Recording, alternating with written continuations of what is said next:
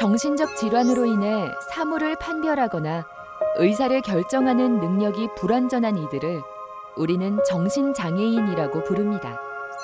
원인은 다양하지만 정신장애를 겪는 사람들의 수는 적지 않습니다.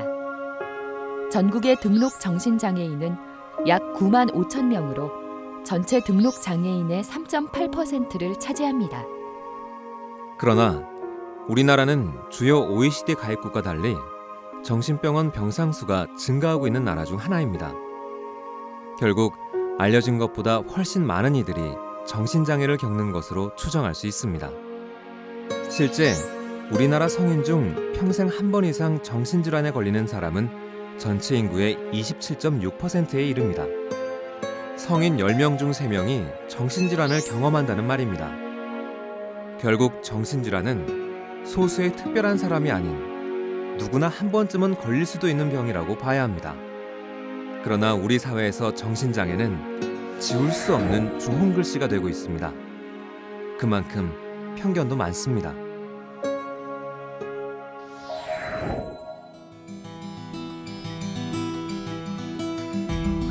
범죄 사건이 일어나면 각종 언론은 명확한 근거 없이 우범자 또는 정신질환자의 범행으로 추정하는 경우가 많습니다.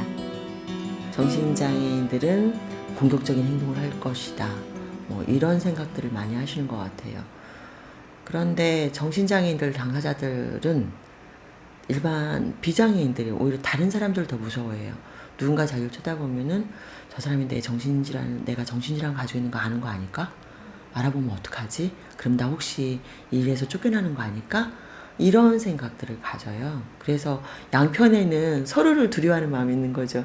그거는 우리 사회가 그동안의 정신장애인들에 대해서 무슨 뉴스에 무슨 알 수 없는 사람이다 그러면은 제일 먼저 하는 게 이 사람 정신과 치료 받고 있느냐, 그리고 보도를 할 때 정신과 전력을 조사하고 있다, 정신과 치료받은 적이 있다, 이런 식으로 마감을 쳐요. 그러면은 사람들 생각에는 나중에 사실이 아닐지라도 들은 생각은 저거 정신질환자가 저지르는 사건인가 보다, 저는 기괴한 일들을 했나 보다, 이런 식의 사고가 밑바닥에 깔리는 거죠. 그러나 대검찰청의 범죄 분석 결과는 우리가 가진 편견이 잘못됐음을 알려줍니다. 1.2%에 이르는 일반인 범죄율에 비해 정신질환자의 범죄율은 0.08%에 지나지 않습니다. 일본 검찰청의 범죄 분석 결과도 마찬가지 결과를 보여주고 있습니다. 실제로 투약 관리가 제대로 이뤄지는 경우 정신질환을 가진 장애인은 별다른 문제를 일으키지 않는 것으로 보고되고 있습니다.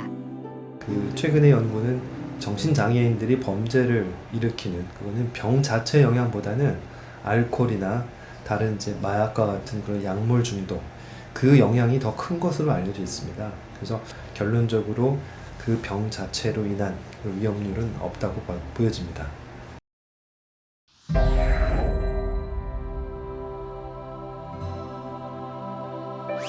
모든 정신장애가 유전된다는 편견은 정신장애인뿐 아니라 그 가족의 죄책감까지 키워온 오래된 편견입니다. 물론 정신질환에는 다소의 유전적 경향성이 있다고 알려졌습니다. 즉, 가족 중에 누가 정신질환을 앓게 되면 나머지 가족이나 자손에게도 이 병이 나타날 가능성이 다소 높아진다는 말입니다. 정신장애 전체로 봤을 때 현재 정신장애에서 유전성이 규명되고 확인된 것은 조울증 외에는 없습니다. 그래서 나머지 질환들은 대개 부모의 병이 자식들이 꼭 갖게 되는 그런 운명적인 그런 경향은 없는데, 이게 그렇게 보는 사회적인 낙인과 함께 거기에 핵심이 되는 유전성, 밝혀지지 않은 비과학적인 건데요. 그것 때문에 환자가 치료가 늦어지는 것은 결과적으로 보면은 사회 안전에도 도움이 되지 않습니다. 그래서 이거는 꼭 극복돼야 될 편견 중에 하나라고 생각합니다.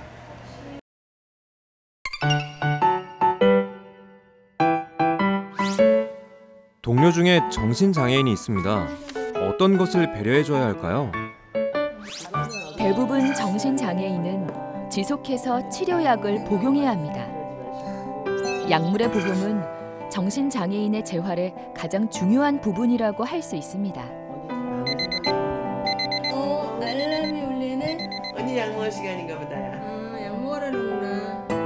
중간중간 자연스럽게 약을 먹을 수 있는 분위기를 조성해 주는 것이 필요합니다. 그리고 미리 알고 있어야 할 치료 약물의 부작용도 있습니다.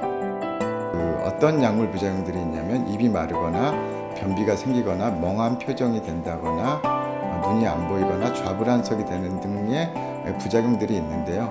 이런 부작용이 생기면 주변에서 좀 약간 이상한 모습으로 보여서 편견을 가질 수도 있고요. 본인 스스로도 약물 부작용으로 약 먹기를 좀 꺼려하게 됩니다.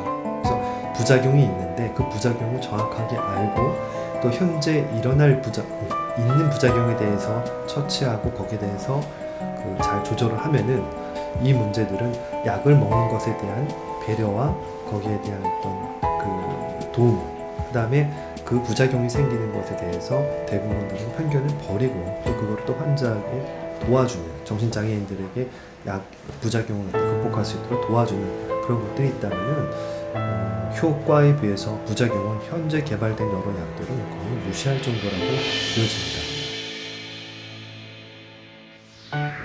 정신장애인이 비장애인과 어울려 함께 일할 수 있는 건가요? 사회적 편견에 시달리는 정신장애인은 일자리를 구하기가 쉽지 않습니다. 그러나 편견을 딛고 자신의 능력을 발휘하며 비장애인과 함께 어울려 살아가는 정신장애인도 많습니다.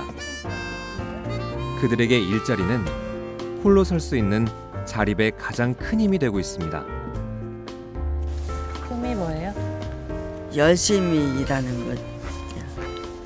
나도 독립을 해야죠. 독립? 네.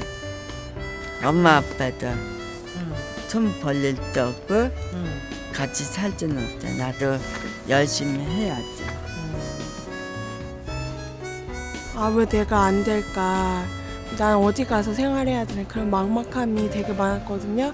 근데 여기 와서 일을 조금이라도 배우게 되니까 누가 나를 불러준다, 나를 쓸 데가 있다, 그런 쓸모가 있다, 그런 생각을 들게 해주니까 좋은 것 같아요.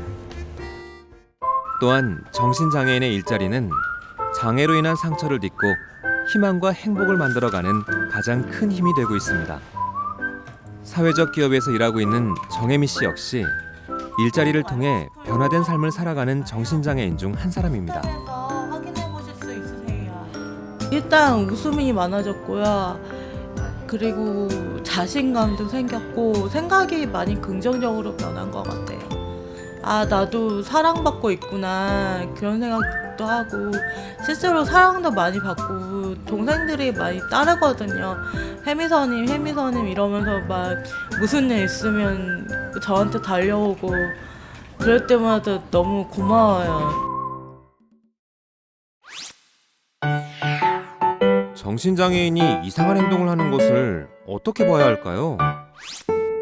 정신장애인을 생각할 때마다 우리는 흔히 그들의 이상한 행동을 떠올립니다. 그러나 모든 정신장애인이 이상 행동을 하는 것은 아닙니다. 또한 이상 행동을 보이는 정신장애인일지라도 언제나 그런 것은 아닙니다. 당황하거나 극도의 긴장감을 느꼈을 때 순간순간 이상 행동이 나타날 뿐입니다. 당황스러워서 엉뚱한 행동들을 했을 때 왜 그래 그렇게 하기보다는 좀 힘든가 보네요. 좀 어떻게 좀 쉬면 괜찮아질 수 있을 것 같아요. 이렇게 좀 따뜻하게 말 한마디라도 해주면은 편안함을 느끼고 좀 잘 하실 수 있는 부분들이 있어서 좀 사람들이 대할 때 그런 좀 편견 없이 대해주시고 좀 따뜻하게 대해주시면 더 좋지 않을까 그런 좀 생각이 들더라고요.